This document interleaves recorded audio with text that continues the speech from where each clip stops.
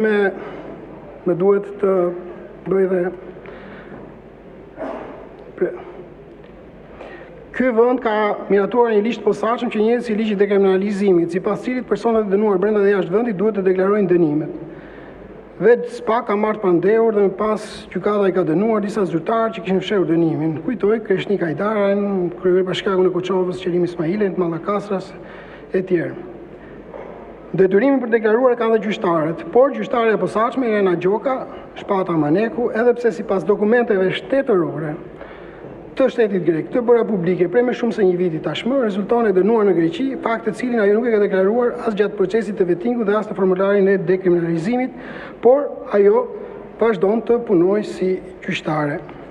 Tani, lidhur me këtë çështje, ajo që dua të them është që ajo që përgjigja që i dhash dhe deputetës Hoti, ajo çështja është në hetim, është në vlerësimin e prokurorit që ndjek hetimet e çështjes, të konkludoj ka vepër penale dhe më tej nëse ka vepër penale të ngrë akuzë ndaj personit të kallëzuar apo persona të tjerë. Sa kohë që është çështje në hetim, unë nuk mund të jap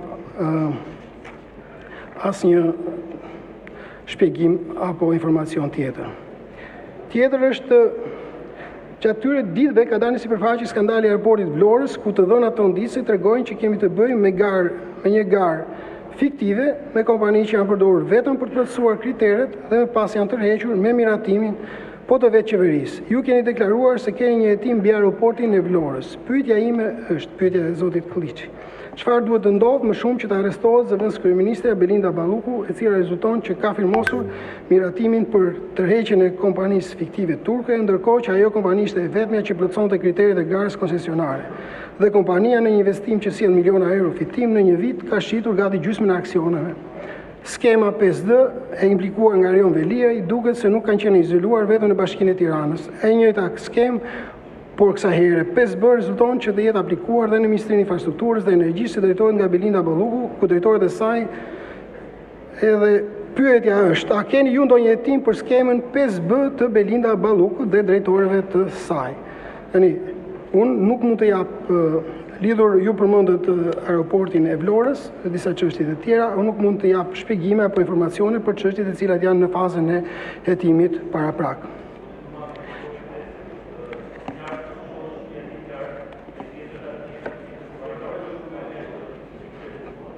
Cila?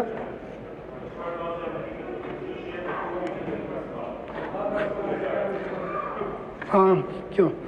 Një sekundë, ata gjej, më falë. Edhe një herë. Dhe kompania në një investim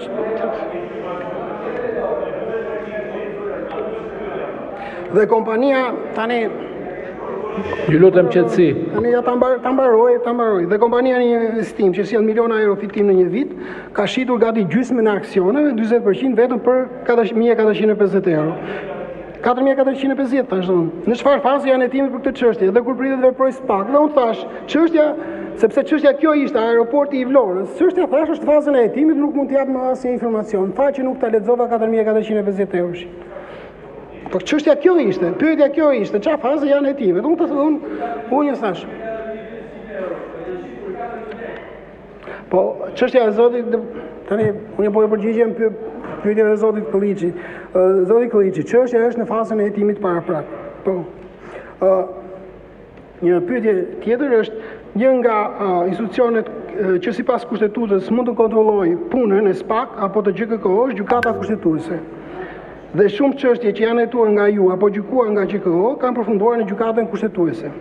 Në media është bërë publik një rast që ngreje jo pak shqetësim. Gjatë kohës që gjykata kushtetuese po shqyrtonte një çështje që kishte lidhje me veprimtarinë e SPAK, GKO, këto institucione kishin kërkuar dhe ishte miratuar përgjimi i komunikimeve elektronike të anëtarëve të gjykatës kushtetuese të një pjesë, thoni ju, ose të gjitha atyre. Këtë shqetësim ju ka ngritur dhe kryetaria e gjykatës kushtetuese në një shkresë zyrtare që ju ka pyetur nëse përgjimi ka ndodhur apo jo. U la të kuptoj nga ana juaj që kjo nuk ishte ndodhur, por në media dolën dhe dokumentet që provonin se anëtarët e gjykatës kushtetuese ishin vënë në përgjigje nga SPAK në autorizim të GKK. Pyetja ime është, sa e pavarur në vendimarrje mund të jetë gjykata kushtetuese për çështje që përfshin kontrollin e veprimtarisë së SPAK GKK, kur këto kanë treguar se i vendosin nën përgjigje kur dhe si të duan anëtarët e gjykatës kushtetuese. A është ky një presion ekstraligjor ndaj gjykatës kushtetuese që të mos cënojë asnjë vendimarrje të SPAK apo GKK?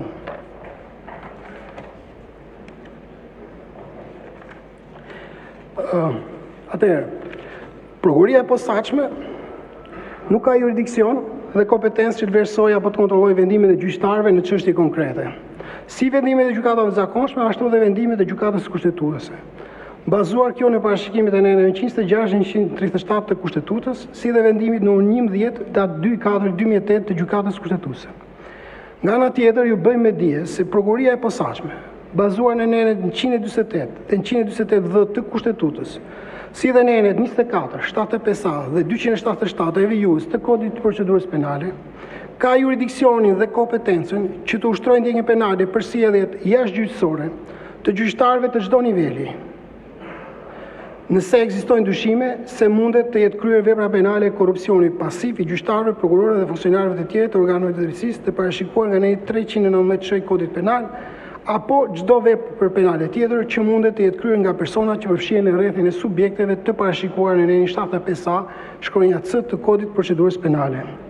Në veprimet e përgjimit, prokuroria e posaçme zbaton me përpikmëri rregullat e parashikuara nga nënën 221 vijus të kodit të procedurës penale. Këto veprime sipas rastit autorizohen nga prokurori dhe nga gjykata e posaçme, si dhe këto veprime procedurale kontrollohen nga gjykata e posaçme.